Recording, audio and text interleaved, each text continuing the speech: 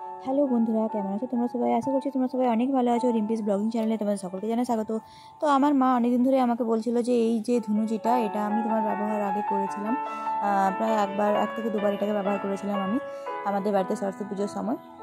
আর দেখতে পাচ্ছ এটা কীরকম কালো হয়ে গেছে। তো আমার মা আজকে বললো যে তুই তো এখন বসে আছিস, তো তুই এক কাজ করতে পারিস, এটাকে একটু ঠিক করে দে, কারণ এটা অনেকদিন ধরে বাড়িতে ছিল। তো এই দেখো, এই যে যে দাঁড়ানোর জায়গাটা, মানে যেটা সাহায্যের দাঁড়িয়ে থাকে, সেটা কিন্তু কীরকম ভেঙে গেছে।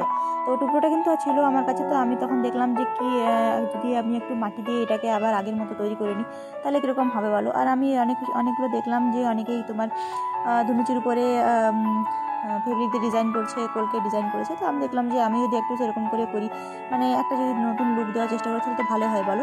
তো আমি যেটা করেছি, প্রথমে তোমার এই যে এটাকে খুব ভালো করে ভিজিয়ে নিয়েছি, মানে আগে তো আমি এটাকে খুব ভালো করে পরিষ্কার করে নিয়েছি, তারপর খুব ভালো করে ভিজিয়ে নিয়ে আমার কাছে ছিল এই যে মাটিটা, এই মাটিটা দিয়ে আমি কিন্তু এটাকে খুব ভালো করে অ্যাটাচ করে নিয়েছি, যাতে কিনা এটা একদম খুব ভালো করে চিটে যায়। তো এরপর আমি যেটা করেছি, মাটিটা দিয়ে আরও খুব ভালো করে আমি এটাকে জল দিয়ে খুব ভালো করে এটাকে খুব অ্যাটাচ করে নিয়েছি, যাতে কিনা এটা একদম জোড়া লেগে যায়, আর এটা যাতে ভবিষ্যতে একদম ভেঙে না যায়। তো আর একটু মাটি দিয়ে আমি যেটা করেছি সেটা হচ্ছে যে মাটিটাকে একটু এরকম নরম করে, তারপর একটা এরকম তোমার এই যে আমরা যখন তোমার পিঠে বানাই, তো যেরকম সাইজের আমরা পিঠে বানাই, সেরকমভাবে পিঠের মতো শেপ দিয়ে আমি কিন্তু এখানে খুব ভালো করে দিয়ে নিয়েছি। আর যতটুকু মানে ভাঙা অংশ ছিল, সেই ভাঙা অংশটাও কিন্তু আমি এভাবে একটু জোড়া লাগিয়ে পরে হাত দিয়ে চেপে চেপে মাটিটাকে পুরো ভেতর দিকে ঢুকিয়ে দিয়েছি, যাতে কিনা এটা আমাদের একদমই নতুনের মতো হয়ে যায়। আর একটু ঘষে ঘষে আমি এটাকে একদম লেবেল করে দিয়েছি, যাতে কিনা এটা যখন আমরা দাঁড় করাবো তখন যাতে এটা খুব ভালোভাবে দাঁড়ায়। তো আমি একটু এখানে তোমার দেখাই যে এভাবে আমি তোমার এটা করে নিয়েছি। আর উপর থেকে যতটা পেরেছি আমি, এই যে দেখো এইভাবে আমি কিন্তু একদম চেপে চেপে মাটিটাকে চেপে চেপে কিন্তু আমি পুরোটাকে কভার করার চেষ্টা করেছি, যাতে কিনা একদম নতুনের মতো এটা হয়ে যায়। তো আমি ভাবছিলাম যে এটা কী করব, তো তারপরে আমি দেখলাম যে না, এটাকে যদি এইভাবে আমি জোড়া লাগাই, তাহলে কিন্তু এটা খুব ভালো করে জোড়া লেগে যাবে। যতটা পেরেছি জল দিয়ে কিন্তু এটা আমি করেছি। তোমরা কিন্তু অবশ্যই যদি এরকম টাইপের করো, তো খুব ভালো করে কিন্তু আগে এটাকে পরিষ্কার করে নেবে, মানে তুমি যেটাকে পরিষ্কার করে নেবে। আমি কিন্তু প্রথমে পরিষ্কার করে নিয়েছি পুরোটাকে, খুব ভালো করে জল দিয়ে আমি কিন্তু 1 ঘন্টার মতো ভিজিয়ে রেখেছিলাম ধুনুচিটা, যেহেতু এটা মাটির জিনিস। তারপর কিন্তু আমি এটাকে জোড়া লাগিয়েছি। তো দেখো, এরপর আমি একটা তুলি দিয়ে কিন্তু খুব ভালো করে এটাকে শেপ দিয়ে নিয়েছি, যাতে কিনা এটা উঁচু নিচু না হয়ে যায়, আর এটা কিন্তু দেখতে আমাদের একটু সুন্দর লাগে। তো ধুনুচিটা কিন্তু একদম প্রায় রেডি হয়ে গেছে। এরপর আমি যেটা করবো, এটাকে আরও খুব ভালো করে আমি জল দিয়ে এটাকে অ্যাটাচ করে নেবো। অ্যাটাচ করে নেওয়ার পর কিন্তু আমি এটাকে একটু রোদে শুকিয়ে নেবো। আর রোদে শুকিয়ে নেওয়ার পর কিন্তু আমি এটাকে একটু আগেও পুড়িয়ে নেবো, যাতে কিনা এরকম একটা লালচে কালার চলে আসে। তো চলো তৈরি করে নিই। তো দেখো, ধুনুচিটা কিন্তু একদম শুকিয়ে গেছে, আমি কিন্তু খুব ভালো করে রোদে শুকিয়ে নিয়েছি। আর এই যে দেখতেই পাচ্ছ, ওপরে কিন্তু এরকম কিছু একটা কালো কালো টাইপের হয়ে গেছে, যেহেতু আমি এটাকে দুবার ব্যবহার করেছি তাই জন্য। এরপর আমি যেটা করেছি সেটা হচ্ছে যে আমি কিন্তু নিয়ে নিয়েছি ন্যারোল্যাকের রেড কালার, আর রেড কালার দিয়ে কিন্তু আমি পুরোটাকে মানে ওপরটাকে খুব ভালো করে রং করে দেবো।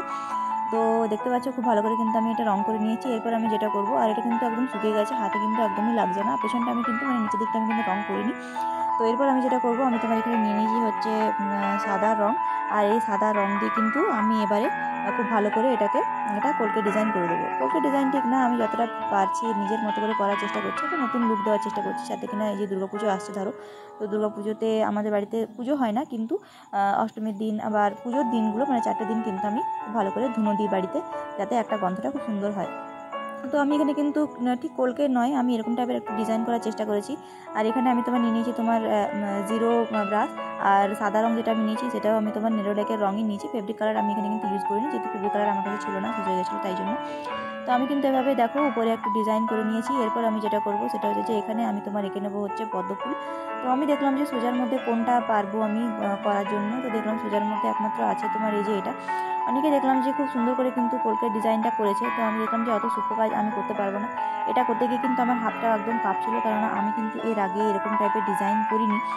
আর এইভাবে কিন্তু আমি পদ্মফুলগুলোকে একদম সূক্ষ্মভাবে পদ্মফুলগুলো করেছি। আর সত্যি কথা বলতে, এই যে তোমার এখন আমার মনে হচ্ছে ফেব্রিক রং নিলে খুব ভালো করতাম।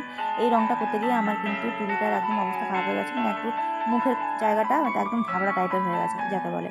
তো এভাবেই কিন্তু আমি সমস্ত পদ্মফুলগুলো করে নিচ্ছি, দেখতেই পাচ্ছ। আর নিচেও তোমার করে নিচ্ছি একটুখানি কলকে টাইপের ডিজাইন, আর নিচে একটু বিন্দু বিন্দু টাইপের দিয়ে নিয়েছি, এই যে নিচের দিকটা দেখো। তো উপরেও আমি কিন্তু একটু বিন্দু বিন্দু টাইপের দিয়ে দিয়েছি। আর ভেতরটা কিন্তু আমি রং করিনি, কারণ রং করলে কিন্তু পুড়ে যাবে, পোড়া গন্ধটা আসবে। তো এইভাবেই কিন্তু আমি করে নিয়েছি। তো আমার ভিডিওটা ভালো লেগে থাকলে অবশ্যই কিন্তু লাইক করে